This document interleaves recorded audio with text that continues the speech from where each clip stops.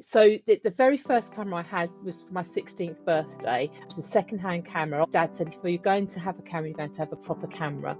And that's what I had. It was a Praktica MTL5. Still Okay. got it. So at the moment, I'm specialising in anything to do with children and animals, partly because people say never work with children and animals. No, it's amazing. Do it. Do it. My father did pass away. I was photographing a wedding and I had to carry on. The clients will never know, because you can't just say, well, I've got to go now, because you can't. It's a big commitment, and it's so hard to then pretend, which I did do. Nobody knew. Understand the business of the photography that you're running, basically. I think that's the advice I'd give myself.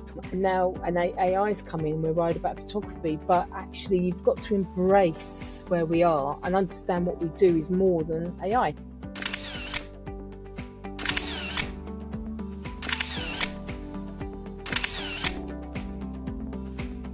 Welcome to Behind the Lens, a photographer's story, and today we've got Claire Hill with us. So, hi Claire, I'm Andrew, Hi, just Andrew. for anybody that doesn't know. Hi.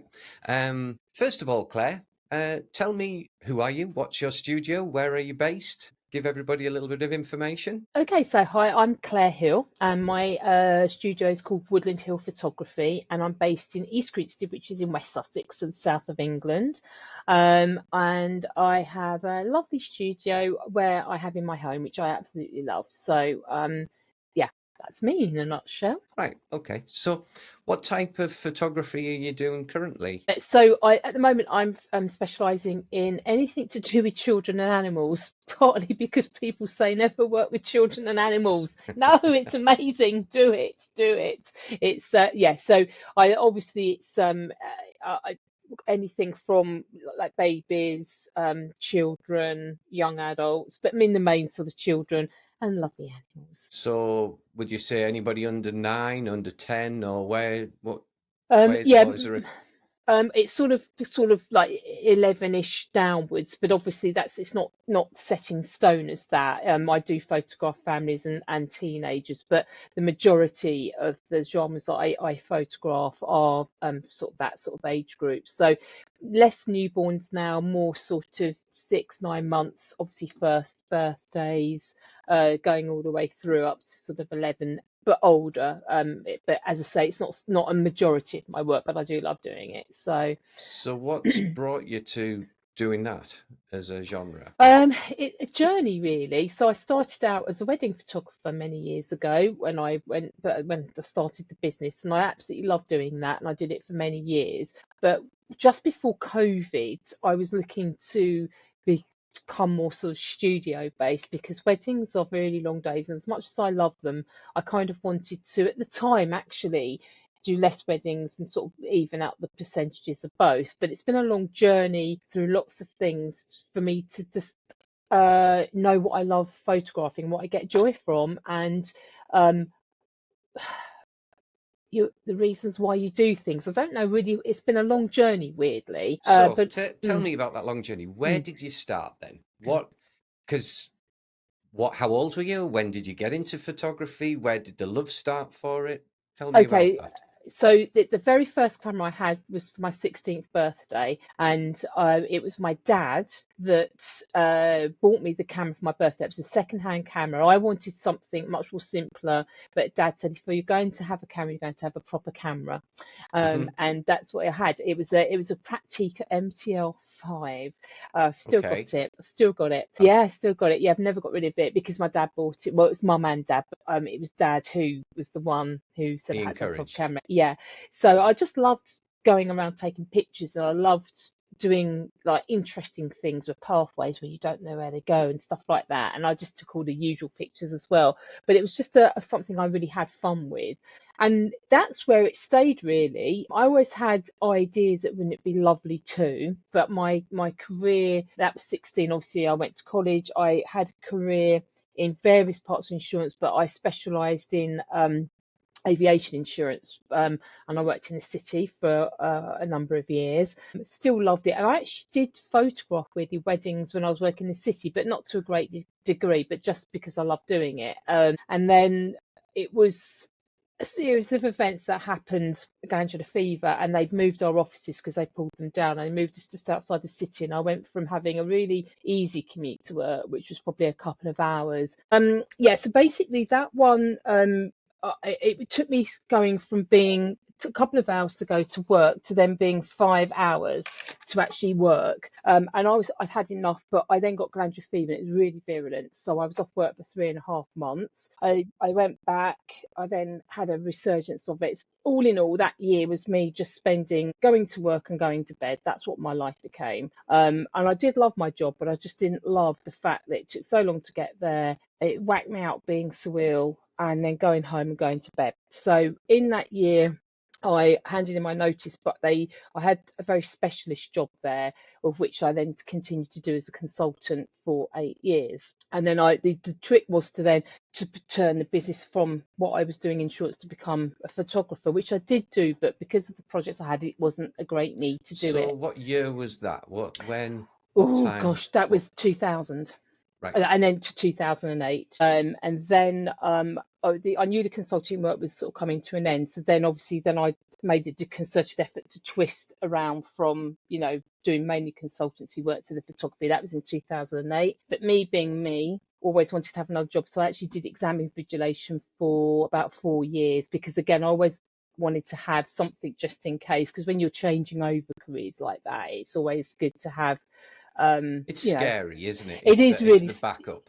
yeah, and I just know how I am, and I just, so where I was doing it dual before, but obviously the percentages were bigger on the consulting, less on the photography. I knew I then had to make sure that I had a little backup while I was just transferring it over. So that took me, so 2008 was full time, obviously with this me being cautious, and then obviously full time into photography, but just weddings with a few bits of pieces of studios and things like that. So you'll be 2008 weddings. Yeah. So how and when did you get your first wedding? What was that? Can you remember it? Can you remember The very, very first how one. did you get that? It was the very, very first one was actually when I was very young and I was working. It was when I was working in the insurance company, because it used to be pensions and that kind of thing, not the aviation. And it was one of the admin assistants. And we were chatting, and I photographed her wedding. So that was a very long time ago. I can't even remember the date, but it was hers. And that was really good actually. But there wasn't the same pressure as there is now. Weddings were very different before Now, is that digital. reality or is that perception? I think it's reality because when that was before digital cameras. So I think the way weddings evolve, which is great because the storytelling's amazing, but it's a very different. I know it's different now doing weddings than it was years ago. The days, the length of days, the expectation of what people want for their day. You've got content creators at weddings now, so it does evolve, which is great.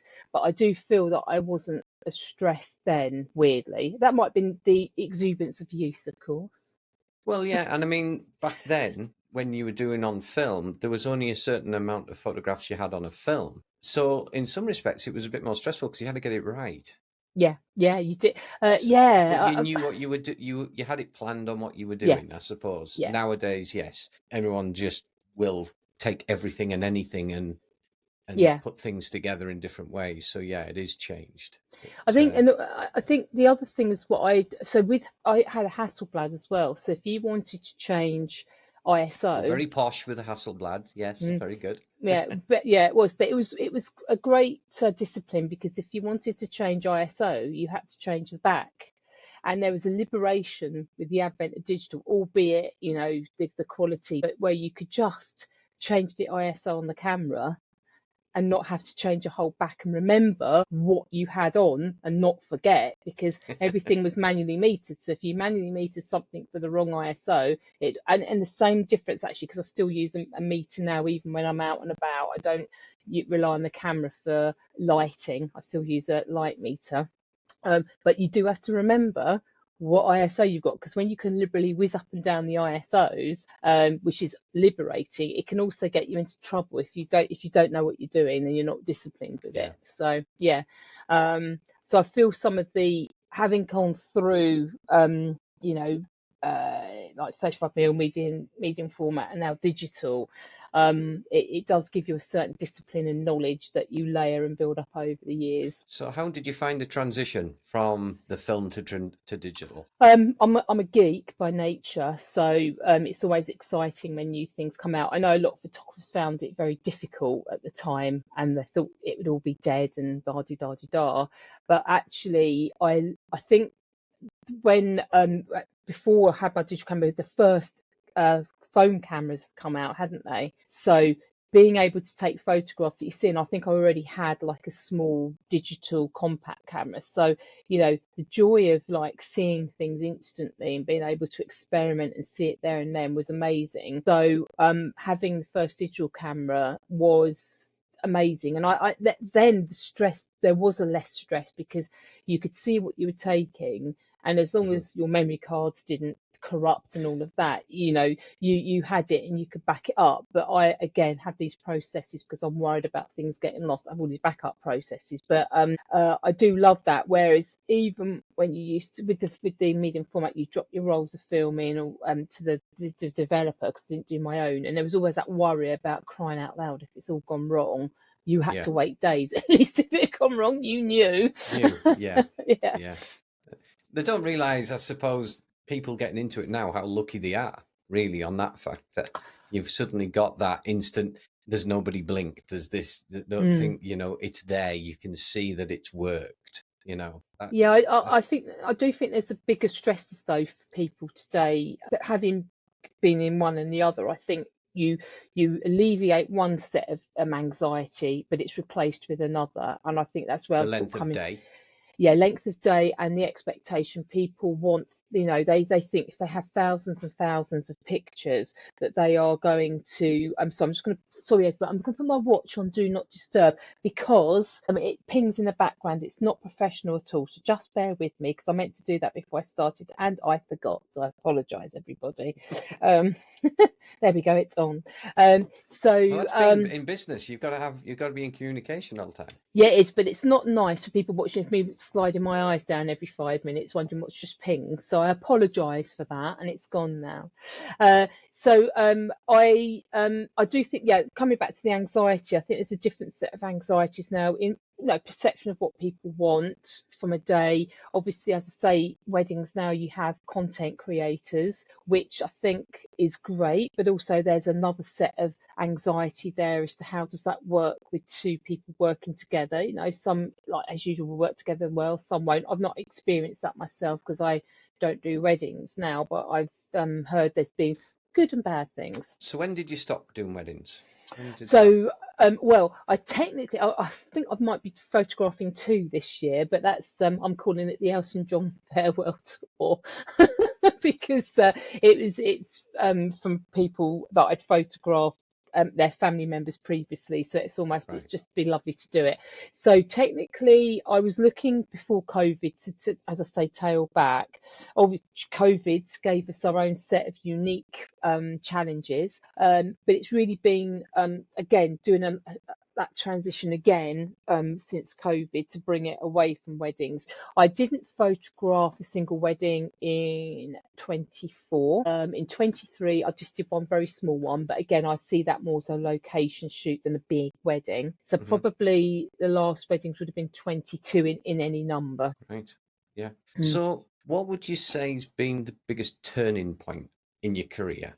Where would you say has been the biggest change, and what gave you the want to change? What Well, from yeah, I mean, there was a point, obviously, that you decided to change from weddings to yeah. doing studio. What was the trigger point for that in your mind? Was it financial? What was it? I Is it think a bit of each actually. I think um, with weddings generally you're booked up in advance because that's the nature of weddings. People, you know, are planning their yeah? day There's in long-term advance. security. Often Well, a yes, year ahead on yeah, bookings. but then your life is determined. So often I was missing out on so much. And then weddings generally in the main happen at weekends. So you've every weekend you're out. And I think the most I did on the trot was three long weddings, a triple wedding, which it's hard to do that. It's hard to do those hours. I think I did that week with the other work, I did a 150-hour week. To me, I was like, oh gosh, that's a lot. I felt like I'd have finished a marathon, but still, that's a lot of work. And then you've got the editing afterwards. And I just kind of felt that you you go out on a Saturday and that's it. You can't have another Saturday. Um, you know, you can't do anything on that Saturday. Whereas in the studio, it's much the booking time is much shorter. You know, you're not out for 17 to 20 hours a day, Hmm. and that can easily happen with traveling and everything else you do. Um, so it was that I think mainly, and the fact, yeah, just the long days probably really. And wanting to probably have the odd time where I could do normal things like normal people do on a Saturday, because you can Yeah, work all day on a Saturday and still do something in the evening when you're in the studio in the main. yeah, yeah. I mean, I get it. I've been there, and Mm, 20 years of being out every Saturday and Sunday. I suppose it's a bit like a professional footballer in some ways, isn't it? They don't get mm, their time to do the things that everybody else does, and then it's that change that you suddenly go, "What's on the other side of the fence? Is it different? mm. Has it Yeah, been different? Has it been definitely. different?" Yeah, it has. Obviously, it's been challenging because I decided that this journey was going to start just before COVID, and then COVID happened. So that, as I say, that was difficult to do that transition. But obviously, the group of people that we all liaised with, it made it easier to do it. Um, However, again, on top of all of that, I had um, a lot of personal like imploding in my life with my parents being ill, my husband being ill, all happening at the same time. So it was really, really difficult to try and one keep doing the weddings because it's hard to photograph a wedding when you think your father might be dying, and I've had to do that. It's the hardest thing in the world to be with my dad, not knowing whether he's going to survive the day before I photograph a wedding, and then telling my brother that he cannot contact me and having to pretend it's not happening and not finding out whether my father's alive until that evening. That's really hard. It's really Yeah, hard.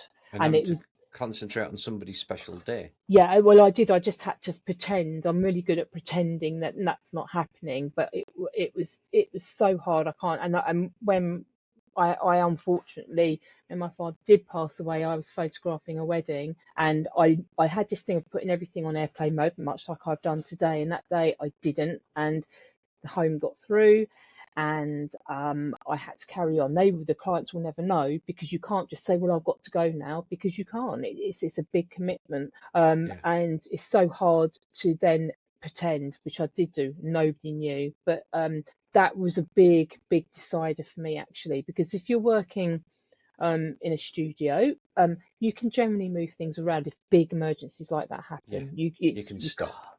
Yeah, You can yeah, say, "Look, come back tomorrow. This, or let's give us an hour. yeah, Something's happened," and yeah, people are a little bit more understanding, aren't they? yeah, Where that definitely. day, yeah, such a different thing, and I think a lot of people don't ever understand the commitment that you give Mm, to somebody when you do say, "I'll take on a wedding," and I yeah. think a lot of maybe other people that are not professional don't actually anticipate how much of a commitment they actually are giving to somebody's special Mm, day, mm, and as professionals we all hear the mm. horror stories that have gone on.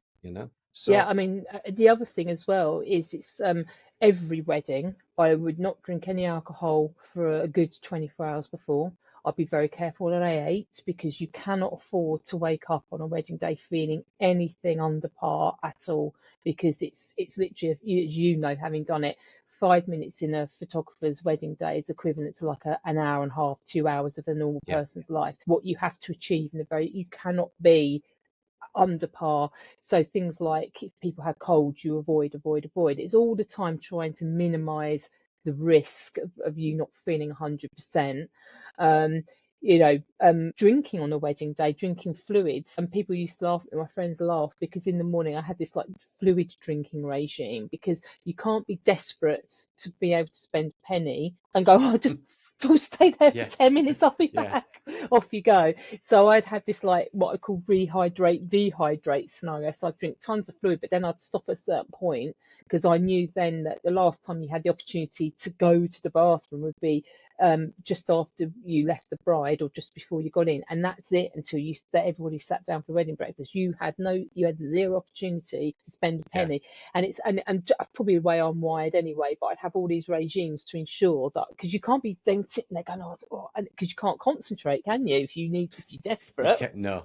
It's awful. So, and then everything would be a bit like, so there was all of those things to consider. And then obviously it doesn't end when you go home. The first thing I used to do when I came through the door in digital days was download everything, back it up to the cloud. I used to put everything, obviously label everything up in their cards, put the cards in a pouch that used to go in my handbag, that used to go by my bed. I'm a catastrophist, everybody, if you're listening to this. Yeah, it can Yeah. happen.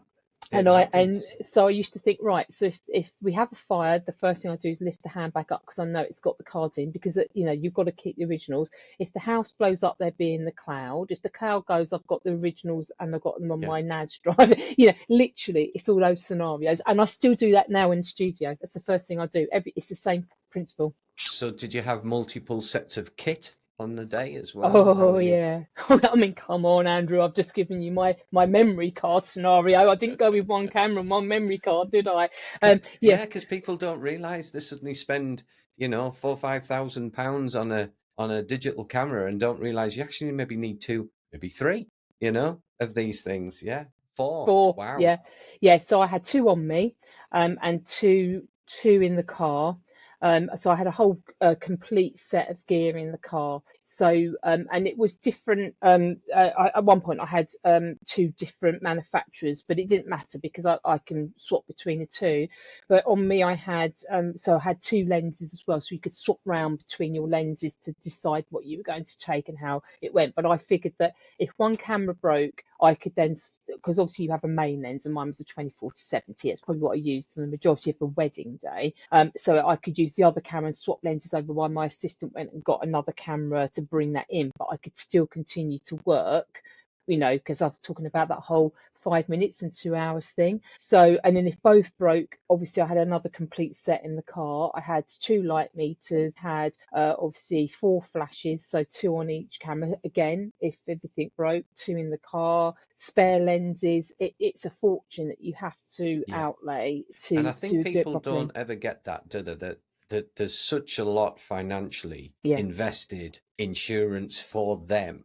yeah, And then they'll turn around and want to only say, oh, well, I'm paying, you're only working this and you're only doing that. And, yeah, and the cost factors, which has been a contentious thing for lots of photographers for going a back long time. as long as it ever goes back, isn't Yeah. it?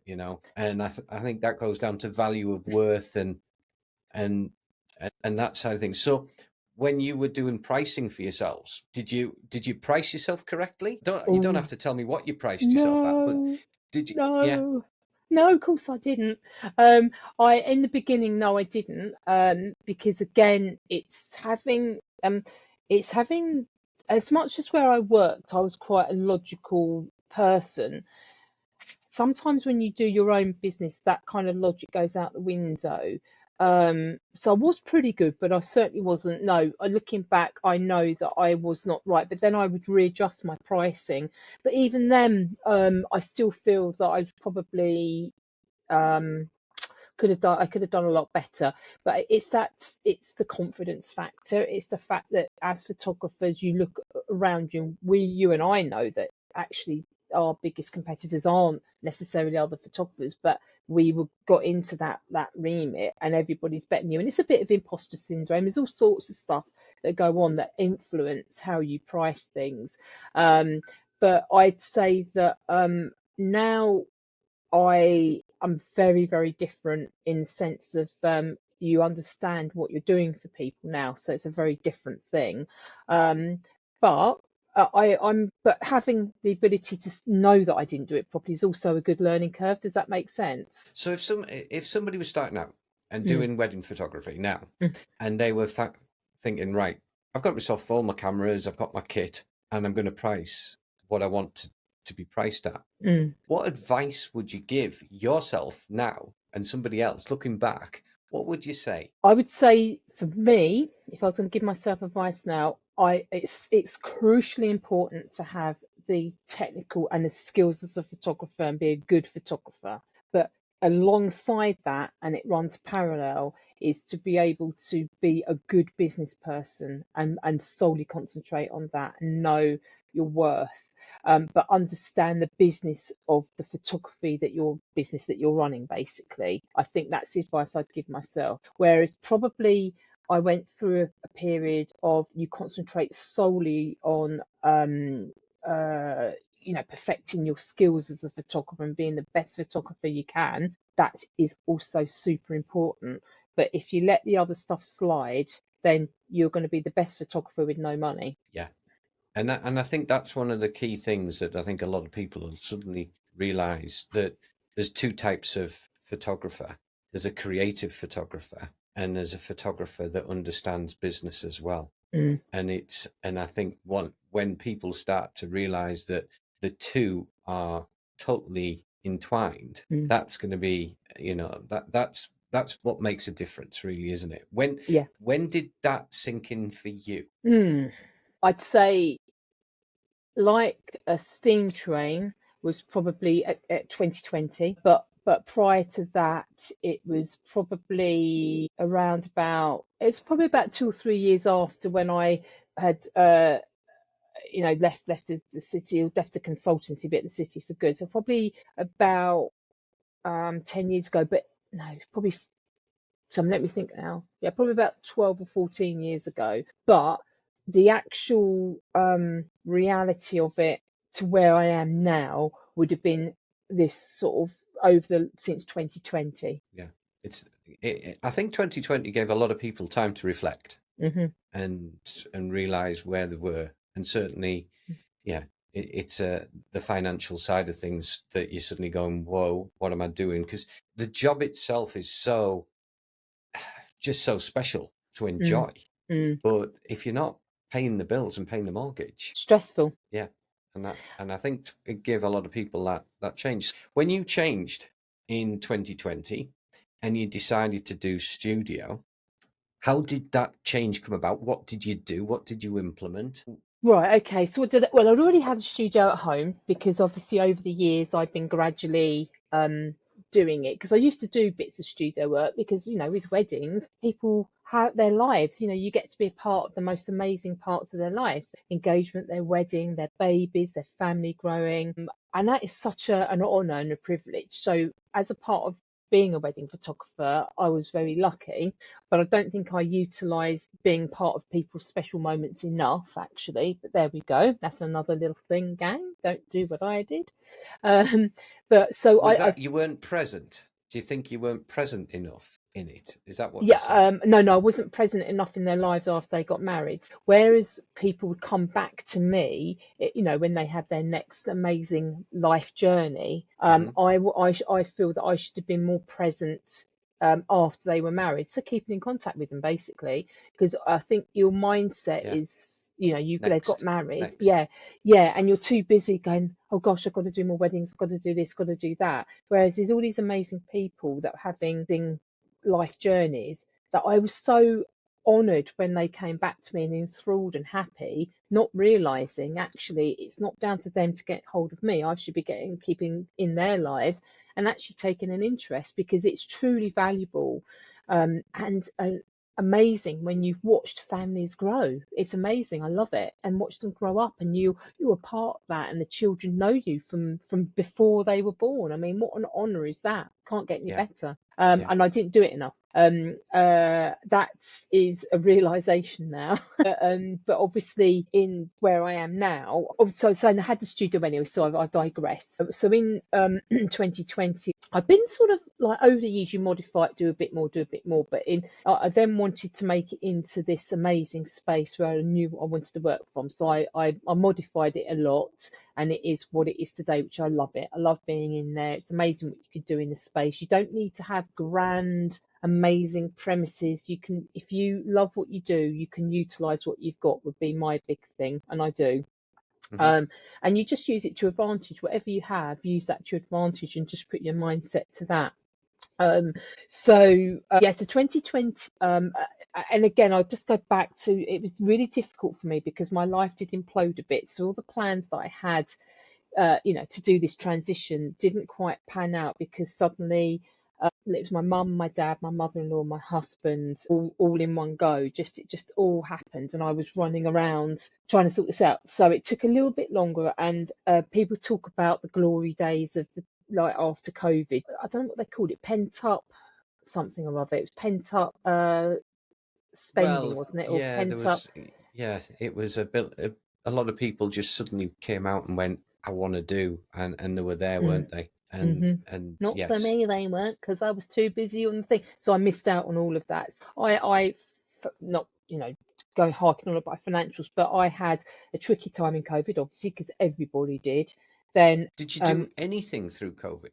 uh, Was not there any r- business at no, all through the uh, time? no, because all my weddings got cancelled, and obviously it was, and then we kept going lockdown, open up, Yeah. lockdown. A lot of them, were moved 3 or 4 times. I did do bits and bobs, but again, it was so hard because I was being pulled in all directions. So I really, truly did miss out on that time where people came out of things, and then when it truly opened up, my goodness me, my life had just truly, it was just like somebody got a pack of cards and thrown it up in the air, and I missed out completely on that. So I literally was hammered quite a lot through that time. So when you did get going and Mm, you got through the family issues, hmm because hmm um, it does affect everybody's mindset when mm, things are going on in the background and things like hmm that.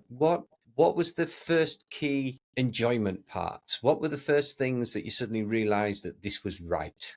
And where can you remember that? Can you remember that Yeah. time when you?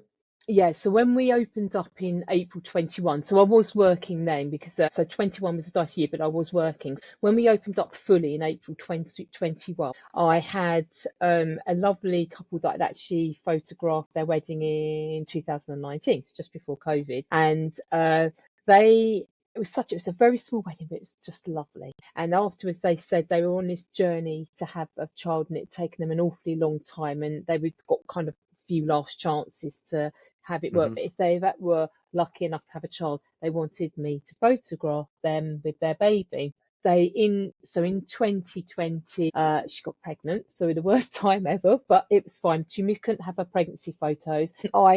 I sent her little gifts because it was so sad that she was locked away this most special time in her life.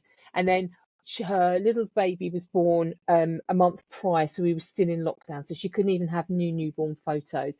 But I remember she sent me a picture of her and her husband leaving hospital. You know, the one, just a few little pictures because I was sick, and I actually printed them off for her and sent them to her because I wanted her to have something tangible that she could hold on to, that she was basically being robbed off because of lockdown. Fast forward a month later, they came to the door. It was just wonderful to welcome people and be part of this joyous time that with Hmm.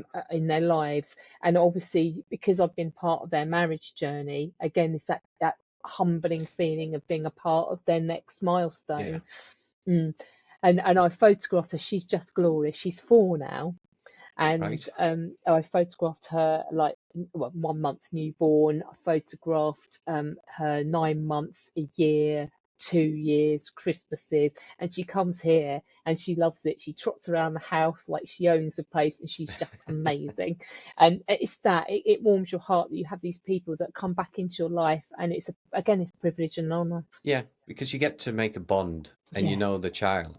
Yeah, doing that that story of as it Yeah, is. It's a something that you get to see and make friends, and yeah, you're expanding your life friendship yeah, and seeing people's life journeys, which yeah. I suppose is one of the most special things that we can do Oh, as it's content creators, really, as yeah. photographers. And the other thing, there's another story actually. So there's another couple that I photographed back in 2011, 12. So that was their engagement wedding. So they've got 3 children now. So I've been part of their kind of life journey since they engaged, married, first child, second child, third child. And so that basically you grow up knowing the children. So I did a lovely family. That was back in 21. Oh, actually, no, they come from Wizard since. But anyway, 21 was their family one. And we had such fun because we went off on location, we made adventures. But because they knew me, they kind of didn't feel fearful, and we had all this fun, and the photographs showed that. But it was just so lovely, one, to be a part of their lives for such a long time, to know their children, and for their children to just know me and be excited to see me. Mhm. And but also um, have this story, visual story of their lives that again is just so wonderful, and know that they will always come back. And that was the story. So when I they had a lovely little treasure box, and I dropped it around because they just moved. So we were talking about the house. So I went round to look at the house because it's really exciting. And we were sitting down, and we've got a shared love of baking because with people, there's Okay. always shared loves of things. So I like baking. So she baked this amazing lemon drizzle cake in a bundt tin. Anyway, that's boring, gang, because it's something different. Anyway, we were sitting down chatting on 2 days before they were married. Now she was a junior doctor and come off nights. She made like a dessert table for her husband because he's got a really sweet tooth, and he has. I will bake for him, and he'll eat a lot when he comes. I have to bake double because I know he loves it. It's brilliant. And but so she made the wedding cake, all these amazing things. So we sit down and eat cake, and I told the children about this dessert table. Now mum and dad hadn't told the children, and I even told them, because I could remember, because I've got memory like an elephant, where the things were. And she was going, right. She found the pictures that I'd taken, and she went, oh my gosh. And then they shared it with the children who never knew that story about what mummy had done for daddy 2 days before they got married. And the children Yeah. just loved it. So it's those things that you can also share and create a conversation. So Mm. it's going beyond the photography, Yeah, isn't it? yeah. It's creating relationships. Is that what's the key driver for you now? Yes, yeah. I think making a difference to people's lives, um, and whatever genre you photograph, you can make a difference to a person's life, whatever genre.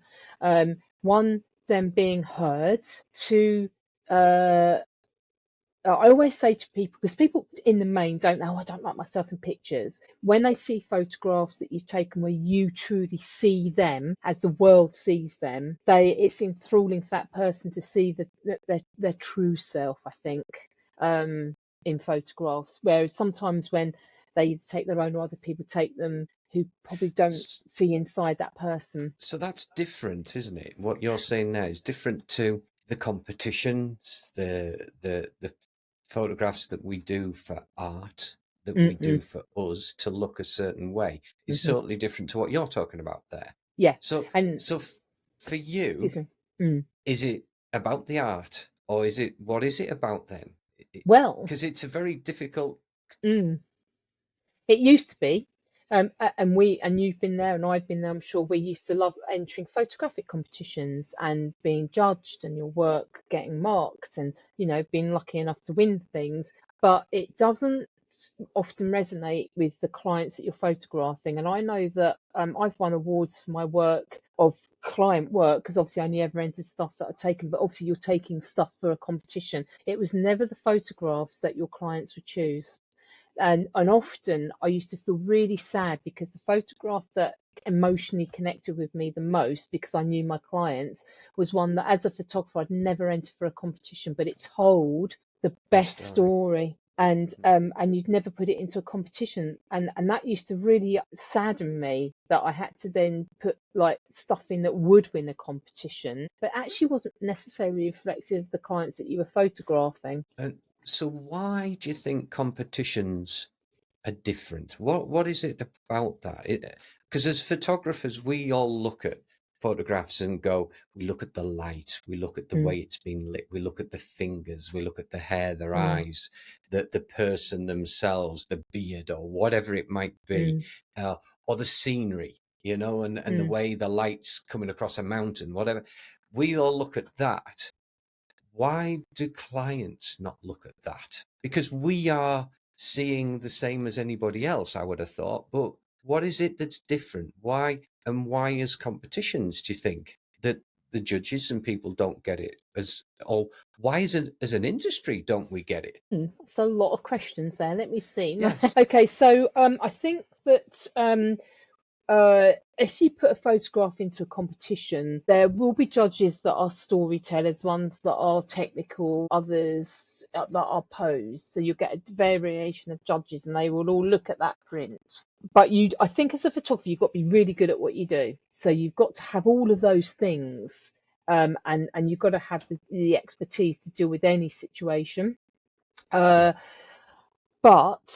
I think when it goes to competition, I don't know, something happens. Some So people don't really see a you're saying it story. is important. Those things are Yeah, important, yeah. but also the connection's important. They can ultimately, I think you can't get distressed if a little finger isn't quite in the same position, which is what will happen in the competition. Somebody will Yeah. pick up on that and go, oh, that hand is like that and not that. And we all know that. But in the moment when a mother is showing her child love, or a grandmother's hugging her child, they're doing it in the most genuine way that you would in real life. You're not going to go, and if you can just do that for me as you Yeah. hug your grand, it's going Just to tilt your head a little bit, yeah, open just your eyes a bit and more. bring in, and Yeah. you sort of give Smile. people, and smile. It's going to look weird, and as much as the photographers used to laugh about the miserable child pictures that always won competitions. Have you ever seen them? Yes. If Yes. they didn't smile and they were sitting there like looking up, like they're not eating for a week and about to be beaten, they'd win, right? So, but they did just laugh, and then but we all started to try and do that because we thought that's what we were meant to be doing, to create soulful photographs. But in actual fact, clients never chose those, and I've done my fair share of those, and absolutely love them, and it's amazing. But the clients didn't choose that because they didn't want to see their children like that. Would you have liked them to choose that? Would it give you more joy if they did choose that? Because on a creative front, we strive for creativity, Mm. but not necessarily the client. At the time, yes, because you're going, oh, but look at it, it's beautiful, the hand's right, the light's amazing, she's looking up, she's looking soulful, I've done this, and look, check me out, look what I have done. Yeah.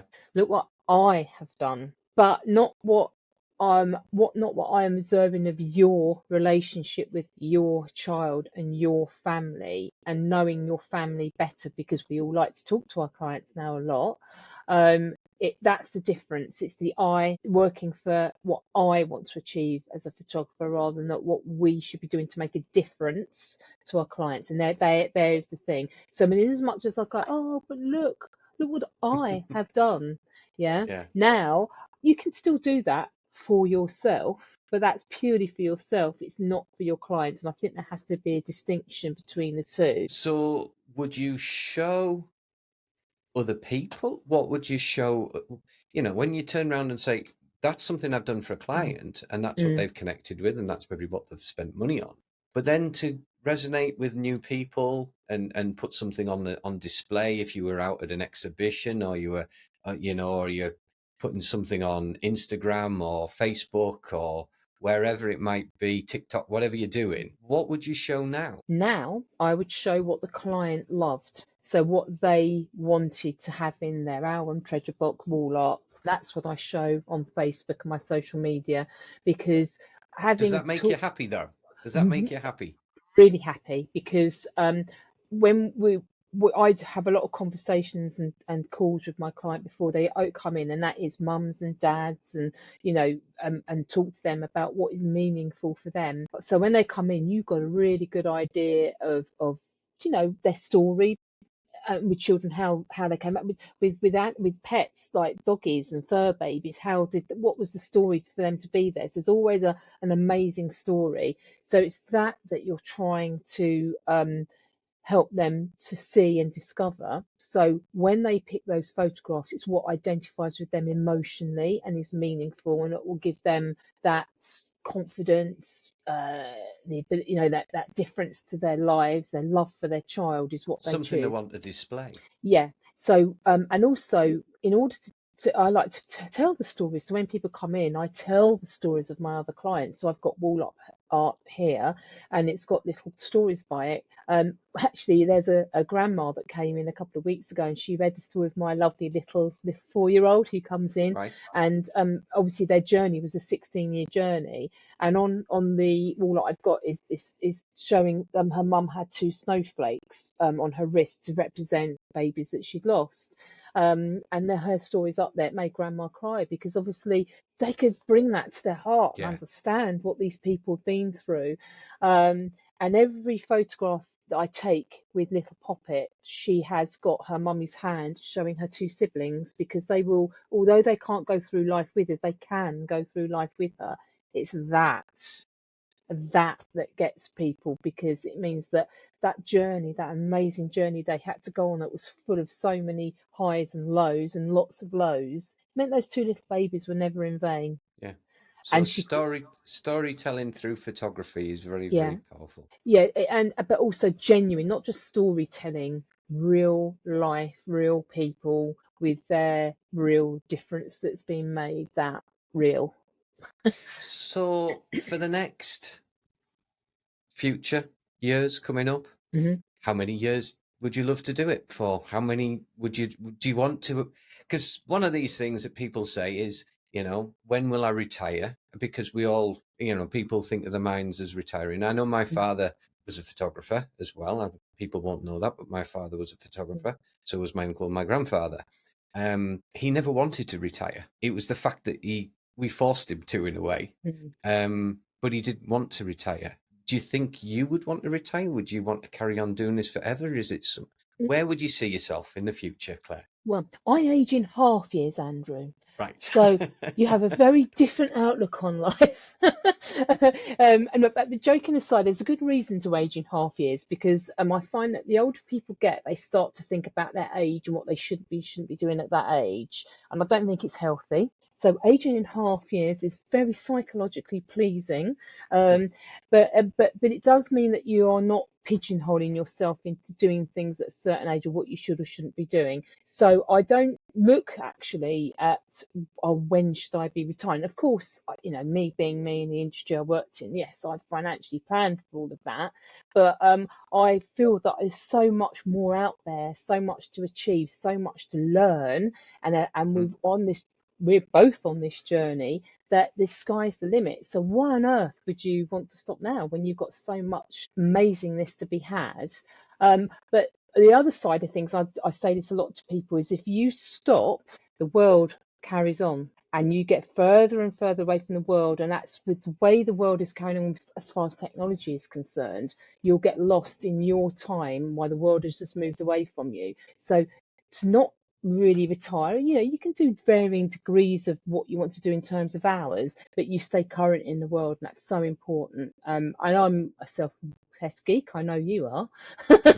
And we have many chats about the geekiness, but it does mean that we stay current in the world, and we stay current in terms of also outlook, because again, if you stop, perceptions change, terminology changes. So much has changed for the good. If you don't go along with that, you're going to be stuck in a time and be lost, and people will get offended as well. Look at people who say the wrong things now, and people who aren't embracing it. They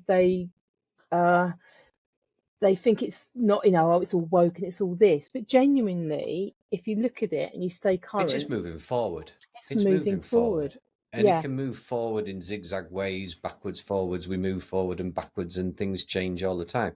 It's Mm. embracing change, and Yeah. it's embracing the people that we want to be with, isn't it? And Yes. and Yeah. photograph. Yeah. I think And that's the key. they will keep us current as well, because you have these amazing conversations with people, and you hear about their lives. I mean, what privileges when people open up to us and they tell us about their lives, and then we have this another honor of photographing them and bringing to life, the things they've told us. That is amazing as well, but that will keep us current in the world, which is again so important. It's quite interesting, isn't it, when you suddenly think about the change, because when I look back at photography, and you probably do the same, Mm. styles come in like fashion, come in, go, Hmm. Yeah. change happens. But then if you look at something from the 1850s and Hmm. you look at something from the early 1900s and then the 1950s to now, Mm. there's a lot of similarities. Yeah. Yeah, there is. And I think it does come and go. I think in essence, when vigilated in my like scared to had to have a backup job, one thing I noticed, and it was hilarious. So you would do exams for people that were in year 8, year 7, year 8, and year 10. So this is boys as well. So boys have a certain smell between year 8 and year 9, but like year 10. Wow, the showering and aftershave has kicked in big time, and literally, it never ceased to amaze me. And I used to stand back and observe them and their behaviours and just how they interact with each other. And one thing that struck me was technology changes, everything the world around them changes, but being a teenager and an adolescent does not change. The same challenges, they're It's, exactly yeah, the same. And it's the same with us. We still have the same challenges. It's just like with the photography, just a different era. yeah, just a different era, and the way we produce that has changed. So I think it's just being open-minded about all of those things and not being worried about it. People, painters were worried about photography, uh, because of the, and then digital came in, and they're worried about Yeah, film, yeah. and now AI's come in, we're worried about photography. But actually, you've got to embrace where we are and understand what we do is more than AI. Do you think AI will ruin it, or do you think it'll make a difference? Do you know what? Have you Um, got any ideas on that? AI can be an amazing tool to help us do our work, but I think we need to be confident in what we're doing in our uh, jobs and careers to help people. So um, they say that headshots, they talk about headshot photographers and they're going to go out of business. Probably a lot of them will, but I still get people who want headshots because the way I do them isn't just to take a headshot. I talk about, what job do they do, or in actors' headshots, what genres are they photographing? Photographing, what genres are they looking to go into? And then the photographs that you take are going to be aligning with how they want to project themselves to the world. They don't Yeah, understand that until they have that conversation with me. Now, they could go to an AI generated thing and go, wow, look at this. But it's not probably, it's how they yeah. project And I themselves out. think I think as humans, Mm, will we connect with the AI generated image the same way as something that's not AI generated, yeah, to give people that confidence and trust in that business that you're photographing a headshot yeah, for? yeah. There is certain things like that, you look, and we can all pick it up. We all see it on Mm, Instagram where images have been AI'd, and it's so obvious. Now it will become less and less obvious, to mm, the point where we probably can't tell. mm. But will that genuine connection be there? I wonder. That's something to see where we go. Yeah, I think so. I think the other thing also is that headshots aside, going back into the other genres of photography, because we are actually taking an active interest in our clients and their story and making a difference to them and their lives. AI can't do that. I mean, AI It's is not going to do an great. AI. We're not going to have an AI wedding, are we? No, It's no, well, possibly, but I don't think the joy. When I did weddings, I used to say to them, the whole thing is that when you look at your photographs, it takes you right back there, that you could be there. You can smell the champagne and yeah, feel the warmth on you because you're looking at something that you were a part of. Um, and you can almost stand in this like little world where you look at your day back. That's what that should be doing if that's you're yeah. doing your job properly. Whereas if you have an AI wedding, then it's not real, is it? So It's how not. can No, you how can you you feel can't. that and The memories experience aren't the it? same. The No, experience isn't the same. no. That connection. And then the Yeah. look of the look that between a couple when they are married, and the joy of the people that love them the most being there, and all of the funny anecdotes. Because I used to like to have a laugh. So group photographs and photographers hatred. I used to love them because it was the best time to have a lot of fun and create silly scenarios and do stuff. And everybody got involved in that. And if people behind me, they were making people laugh. They were taking their own pictures, and that's fine. But it was never a problem because I was there for the bride and groom, and people want to take their own day. But I got some of the best photographs because of the guests and what they were doing. And we used to do, oh my gosh, like all sorts of silliness that when you look back, it just makes you like smile, even me. And for them, it just brings back that day, and it makes it vibrant and alive, rather than people going. And I think that's the difference that we'll always have with reality, Yeah, isn't it? yeah. The So don't reality be, is there. and but what AI can do for you is sort out little bits where if somebody walked behind at the wrong time and it Yeah. wasn't quite right, that's where AI can help you. Or you can concentrate on getting the photograph and the emotion, and there's a couple of bits you can sort out with AI. That's where it's just amazing. So I think we need to embrace it because we are there and go, wow, how can this make their photographs even better, and allow me to concentrate on that emotion even more. That's twist it around, and suddenly it becomes a very different thing. Cool. Yeah. Mm, And I think that's one of the nicest things, isn't it? The fact that there is still opportunity. There's mm, opportunity for us all to embrace the new and mm. move forward. And I hope you move forward really well and take lots more families and have lots more connections, Claire. Thank you. It's been a real pleasure. So thank you very, very much for today. I hope other people that are listening will find some very interesting takeaways from today. So Thank yeah, you. And thank and you for having I'll me. hope to talk to you again at some point. Anytime, Andrew. Thank you for letting me chit chat away today. But yeah, no, thank you for like asking me. It's a real honour. So thank you very much. And Yeah. yeah, I hope people get something from it. So thanks, everyone. If you've enjoyed today's episode, if you could just do me one favour, and that would be to like and subscribe. And I'll do my best to make sure Behind the Lens finds the best professional photographers from all over the world so we can enjoy their life stories. Thanks for watching, and see you in the next one.